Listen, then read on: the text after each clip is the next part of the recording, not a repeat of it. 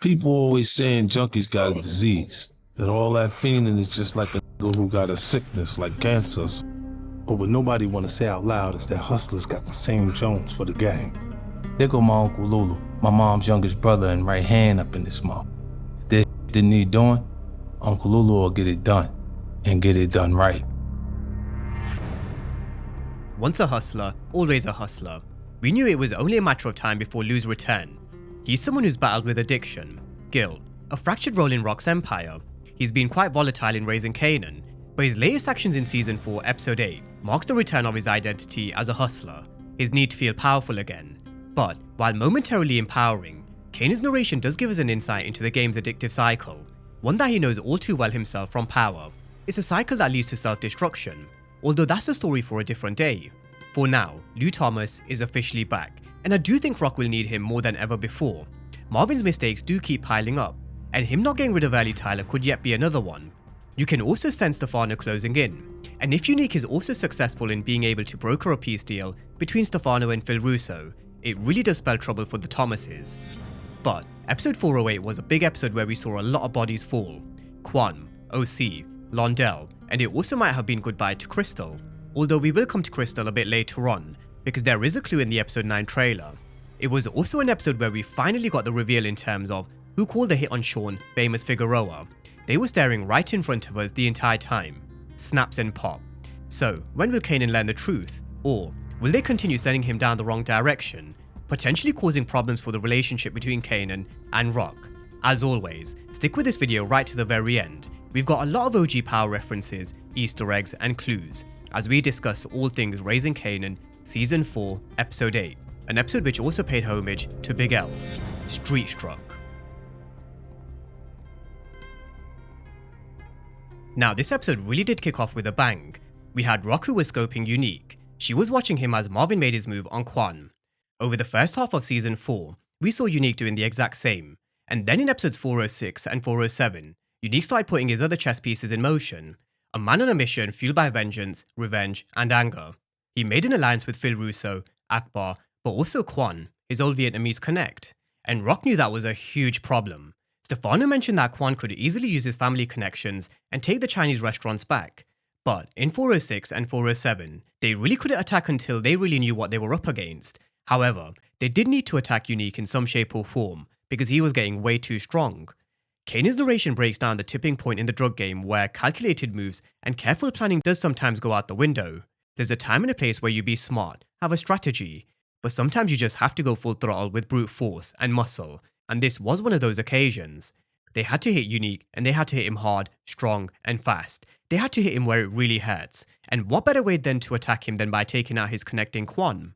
Now the way they did this was by making it look like a robbery, even though Marvin did remove his balaclava, which reminded me of the time Tommy removed his back in Season 3 of Power. It didn't make a difference. Quan was going either way. But Kanan's narration does also foreshadow Unique's retaliation. Their actions will definitely have repercussions, and they will need to be able to navigate the chaos, because with Unique, he isn't just going to sit still. Now with Lou, he was spending the evening with Imani Okoye, and this is a situation which we've been speaking about for a while in multiple breakdowns. Can Imani Okoye be trusted? The first time I raised this as a topic was when we were first introduced to her back in episode 404. Lou was working with B-Rilla, but she was brought in as an addition to the team.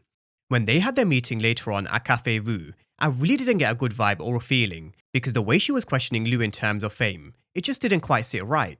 I thought it was very similar to the way Gerald was asking Marvin questions back in Season 3. Either they were laying the breadcrumbs for her to potentially be a CI, or they were throwing us a curveball. That's when I first questioned Imani Okoye, and I've been questioning her ever since. I don't trust her one bit, and this conversation in episode 408 still has us questioning whether she could actually be a confidential informant. The way she was questioning Lou in terms of having a second job, moonlighting, and being quite persistent, asking personal questions, it really is a bit weird. There's a difference in wanting to get to know someone and the way she's asking questions.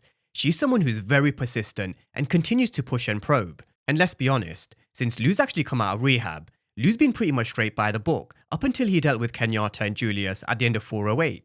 So, in my opinion, Imani Okoye is definitely still one to watch. In terms of the whole B-Rilla situation, we are going to round off with that one in the final chapter of this breakdown. So, moving on to Kanan and Duke, and the whole reveal in terms of Snaps and Pop being the one who called the hit on Sean Famous Figueroa. He said you might know who put down Fame. Rock. Now, as things stand, Kanan does still believe it was Rock. This all stems from the fact that he saw Rock handing these two law enforcement officers an envelope towards the end of 407. However, they were just the cops that were harassing her back in season 3, and at the time, I did mention that Kanan was jumping to conclusions. It really wasn't enough to say it was Rock 100%, because if he was questioning Rock paying these law enforcement officers, what about Snaps and Pop? They're two people who have even more power and influence than anyone in the streets. So, he should have also questioned the same over here, because as we learned a bit later on, it did turn out to be Snaps and Pop who called the hit on Fame. The problem with Kanan at this moment in time is, he's so fixated on the lies and manipulation from before. What she did to D-Wiz back in season 1, he can't see anything else other than Rock. And look, he does have a valid point. You can't blame him for not being able to trust Rock, but at the same time, he's forgetting that he is the reason why D-Wiz had to go in the first place. If they hadn't made the stupid decision of hitting Buck 20, this would never have happened. You know what time it is. Streets need a body. The only way to save Kanan was to give up D-Wiz. So, I do think it is important to remind ourselves from time to time, Kanan has made a lot of mistakes Rock has had to clean up. You wanna talk about blame? All you've done so far is give me mess after mess to clean up. This shit, Buck 20, D-Wiz, bodies everywhere, all cause of your shit. For Duke, she couldn't believe it. This is someone who she has a really close bond with, and you can even see her wearing the necklace around her neck that was given to her by Rock back in season 3. I actually don't think Duke is fully convinced, and I do hope they do learn the truth before it is too late. But you can easily see it becoming a really messy situation before the truth does come out as well. Now, speaking of the culprits behind the hit on Fame, we had Snaps and Pop outside the restaurant for a change, taking their dog for a walk. They first asked Kanan about what he heard about Quan, because they heard it was Rock. Of course, everybody will always look to blame Rock. With this one, she was actually the person with the biggest motive and the most to gain from Unique's demise. Just like Pop said back in 407, it sounds exactly like something Rock would do. But in terms of why Kanan was here, he wanted to see whether Snaps and Pop could use their connections within the NYPD to get some answers around Famous's death. And the clue was also here in this conversation in terms of why they were the one behind Famous's death. The only thing that would slow him down on the way to the top is the company that he keeps. Snaps and Pop are very fond of Kanan. They know that he's intelligent, determined. They know he wants to come out of Rock's shadow. And at first, they did see him as an income. But as time has passed, I think they've seen a lot of potential in Kanan, and they want to guide him and make sure he doesn't lose focus, keep him on the right path. They see him as someone that they can shape and mold. But with friends like Famous, along with also protecting themselves and their interests, they knew Kanan couldn't reach his full potential. But this is where it was actually confirmed Snaps and Pop were the ones behind the hit on Fame. They summoned the two police officers, Officer Pickett and Wiley, who they had carry out the hit.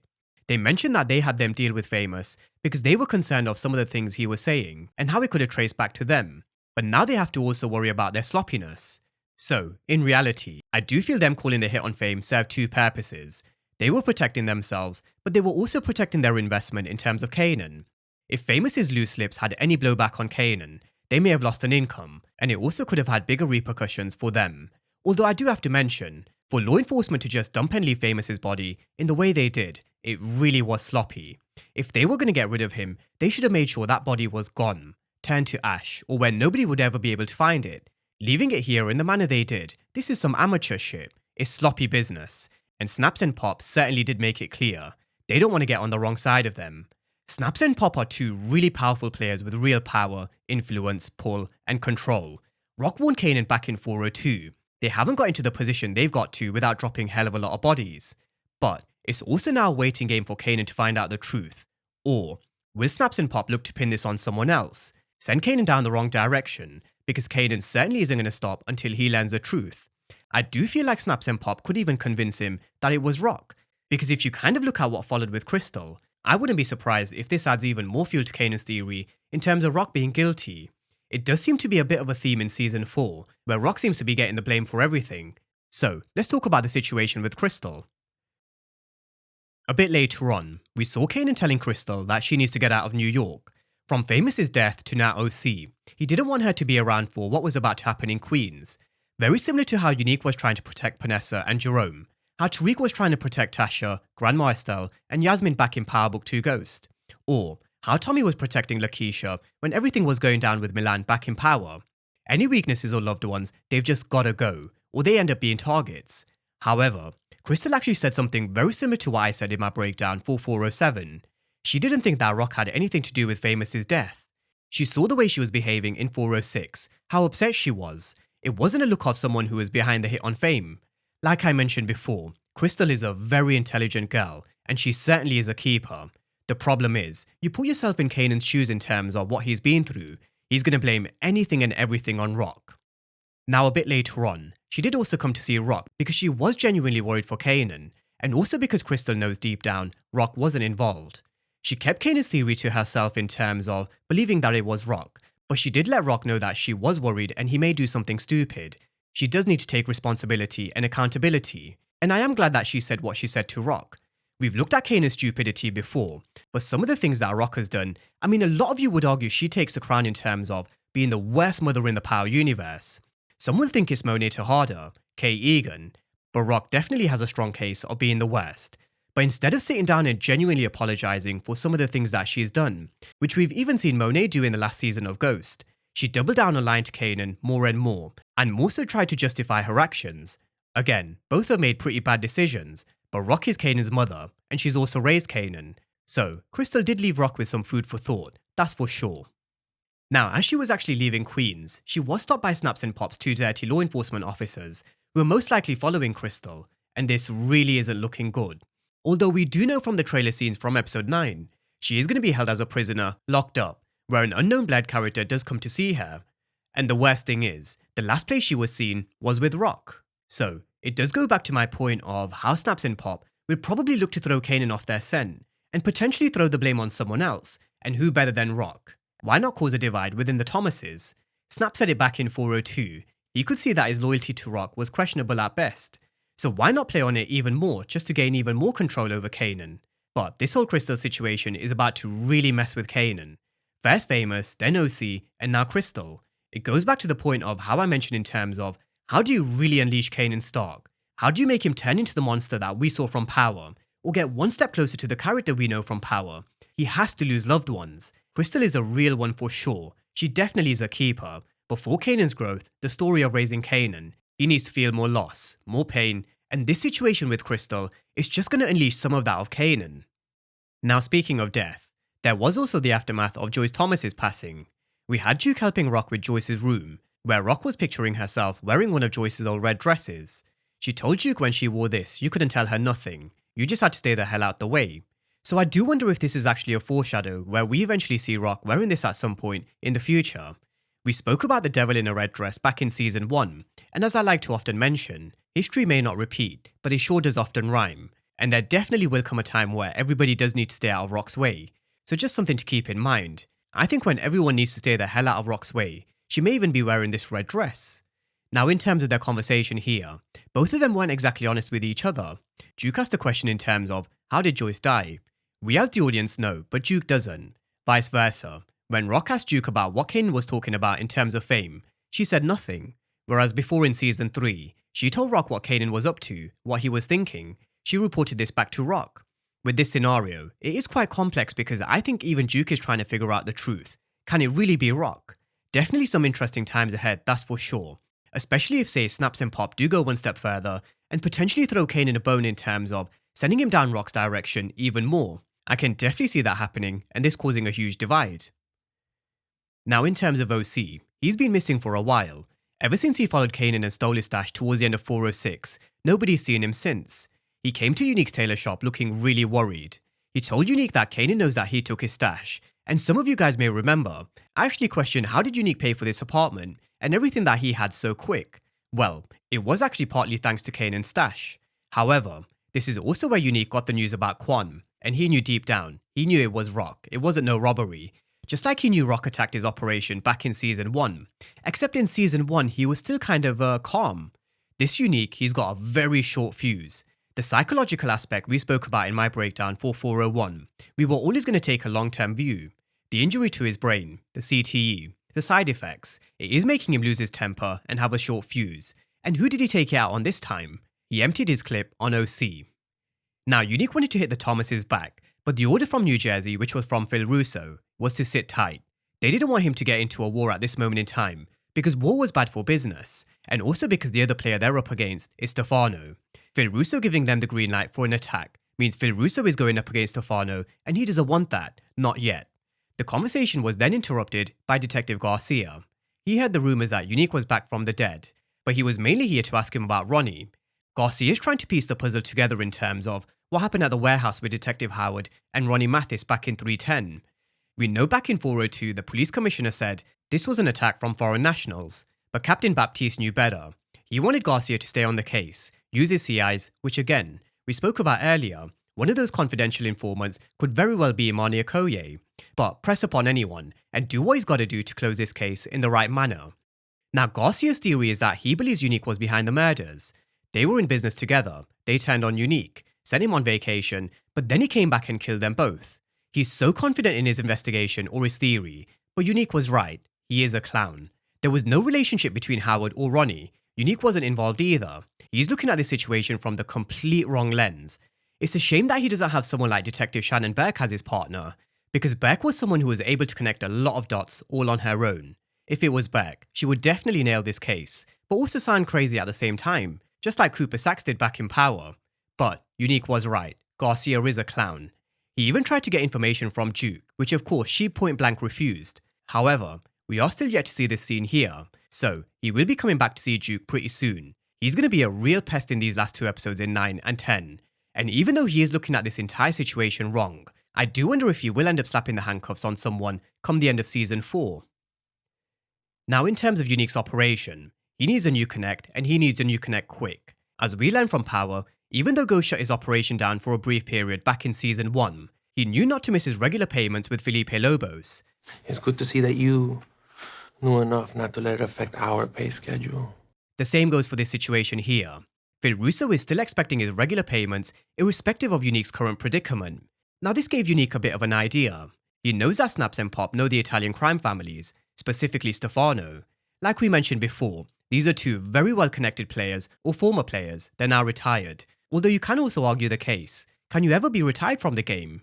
But Unique was here because he wants them to help broker a peace deal between Phil Russo and Stefano, and if they do, Unique will give them a bigger piece of the pie, a bigger one than they're currently receiving from Kanan.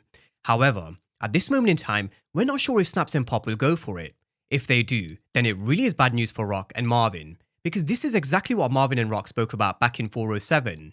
If Stefano and New Jersey come together, they may not have any more room for Rock, and we all know Stefano's thinking of moving Rock out the way anyway. When he also finds out what Marvin's been hiding from him, again, that's also going to go against them. That's why Marvin said they needed to make a move on Stefano. It's a very big move, a risky move, but it does need to be done before Stefano brokers a peace deal with Phil Russo, which genuinely could actually be a possibility after this meeting between Unique, Snaps, and Pop. Now, earlier on in the conversation between Kanan and Duke, she mentioned that it's probably best if she goes and speaks to OC's moms instead of Kanan. So, we saw her coming over to OC's mother's house, where she actually came across his brother, who decided to actually put his hands on Duke. Big mistake, never put your hands on Duke. This is someone who not only digs chicks, she's one of the toughest people you can meet, add in the basic training that she had for a few months, and recently her first kill. Don't mess with Duke. But in terms of OC, they were never going to find him, at least not alive. You about to go to war or some shit? You gotta stop and prepare for war when it starts. You've already lost. Now this is something I really love about raising Kanan, attention to detail. Duke is someone who's staying prepared. Another detail they added was how Lou Thomas's name was known in the streets, which was one of my gripes of Book 2 Ghost. How on earth did nobody know who Ghost and Tommy were? But in terms of OC, they finally found him. Unfortunately, he was dead in a dumpster. They had no word on who did it. His mother was in absolute bits because she couldn't understand who, how, or why would anybody do that to her son OC. And it just adds to the mystery in terms of questions that Kanan needs answering. Who robbed him? Who did this to OC? Who was the one who called the hit on Fame? Now just on a quick side note, OC did mention to Unique earlier on in the episode that he has a friend out in Florida. It may not come to much, but I just thought it was worth a mention. We don't know who his friend is, how connected they are, and so on. But with these little nuggets, it's always good to kind of just keep them in the back of our minds, just in case they do come back to them. With that being said, let's move on to all things Rock and Marvin. After Marvin took out Quan, All they needed was a supply from Hafiz and the Afghans. He mentioned it was in transit and it will be with them in the space of a week, and things were finally looking on the up for Rock and Marvin. However, her transportation side of her organization is a huge issue. This is a big problem for Rock. There is no way David's able to keep this transportation business running, especially now that Rock has even more product coming in. David is just a ticking time bomb. This area of Rock's organization is really weak, and it's one of the most important areas because this is how she transports her product under the radar. He also does have a very big mouth, shouting what he shouted at the top of his lungs. He's a walking, talking disaster. Now, another disaster is this situation with Ellie Tyler. Marvin came to ask him about the guy in Howard Beach who was fished out the East River because he knew Ellie Tyler had something to do with it. However, Ellie Tyler actually spun this back on Marvin. Back in 406, Marvin told him to go and handle it himself. And now Ellie Tyler's saying, "You're the one who gave me the green light." The problem is, Londell was also involved, a cousin of Ellie Tyler's. He's someone who did a bid for 5 years because he couldn't keep his mouth shut. And it really is a big problem for Marvin that's quickly spiraling out of control, which is why I think he had no choice but to tell Rock. Just about when they were making headway with their operation and their fight against Unique, they end up in this mess. Now, Rock told him the only way to clean this up is by getting rid of both Ellie Tyler and Londell. Both of them had to be taken off the chessboard, because Stefano really is closing in. The streets talk, and don't you think Stefano has people telling him what they've heard from the streets, just like Snaps and Pop? Again, linking this back to power. When Tommy and Ghost's organization was being hit, Tommy wanted to keep this from Felipe Lobos, but Ghost thought otherwise. How are things? We got hit last night. So I heard. Different circumstance, of course. Ghost and Tommy's operation was being hit. Marvin stupidly told Ellie Tyler to go and handle it himself, and they ended up killing someone who's very close to Stefano. But the point of the matter is, these guys do have ears in the streets, and it also goes back to Stefano's warning from episode 404. If anything goes wrong with Ellie Tyler, he's going to be looking in Marvin's direction. So, I do wonder if Stefano knows more than he's actually letting on, and whether that's actually a contributing factor in terms of a potential peace deal with Phil Russo, and moving the Thomases out the way. Big problems ahead for Marvin, and it may even just get worse because of his next move. So, in terms of Londell, Loose Lips definitely had to go, and just on this scene here, Power definitely played a blinder with their teaser they posted on social media, which is why in the second investigation from my Who Killed Famous series, I did raise the possibility of whether they were playing a bigger game. Were we peeping it the way we needed to? It's always important to run through various different perspectives, but I do think Marvin still made a huge mistake, because this was Ellie Tyler's cousin, and Rock did tell him that he needed to kill both. He only got rid of Londell. So, in terms of Ellie Tyler, who's to say he's going to stay loyal to Marvin after Londell's death? He'll definitely have an inkling or a thought that Marvin may have had something to do with it. As I mentioned before, it's looking real bleak for Marvin, because Ellie Tyler could easily betray Marvin. There's also the small matter of Ellie Tyler knowing about Unique being alive the entire time, and I do wonder if that bit of information does come out. Marvin's definitely got big problems for sure, and I honestly don't know how he manages to kind of dig himself out of this big hole, which is why Rock may need her original right-hand man, the man to get shit done, and get shit done right. So, speaking of Lou, let's talk about B-Rilla and Lou getting back into the game. Now, Kenyatta and Julius came back to B-Rilla because they wanted to hit the right house this time, but with everything that went down before, B-Rilla was out. Unfortunately, they weren't giving him a choice, and I did sense something was going to have to give with this situation. We had a look at Lou's story arc last week, and we did say something was brewing. Well, a bit later on, when Lou was in the studio with B-Rilla, he found out exactly why his head wasn't right. It wasn't because of lack of sleep, it was actually because B-Rilla got himself into this very messy situation that he can't seem to get out of. And Lou was right. B-Rilla is an idiot. Garcia is a clown, and he is an idiot. Now, Lou did actually try and solve this thing in a peaceful manner. He came to the bookstore where Kenyatta mentioned that they've heard about Lou before, and this is the thing I love about raising Kanan. At times during Book 2 Ghost, we questioned, how on earth did the Tejadas not even hear the name Tommy and Ghost? These were two of New York's biggest drug dealers who ran drugs across all 5 boroughs of New York. Even if they couldn't put a face to the name, surely they would have at least heard of them. Surely they would have at least heard of Ghost. Surely they would have at least heard the name Tommy because he was someone who never shied away from the streets. So, I am glad they mentioned that they've heard about Lou, because he is no joke. He may not have the muscle behind him, but he isn't afraid to walk into the lion's den on his own, stand his ground, and speak his piece. Lou often works best on his own anyway, but the way they spoke to Lou, the way they tried to put him down, the tap on Lou's shoulder from B-Rilla back in 406, all of these moments were just kind of piling up, bruising Lou's ego. Them saying he ain't the man he used to be. For a man, hearing someone say that to you, we have to admit, it would hurt. B. Rilla also mentioned they'd have a problem if the real Lou Thomas came to their door. I mean, it would really make the fire burn inside you where you were thinking, do you know what? Just watch me. And I think we could all sense over the last few weeks, something was just brewing with Lou's character. One of the situations would reach tipping point, and it is the one with B. Rilla, which has pulled Lou back into the game, and made him realize this is the shit that makes you feel strong, powerful, like nobody can touch you. And just like that, Lou Thomas is officially back. The game feel good. If it didn't, nobody'd die for it.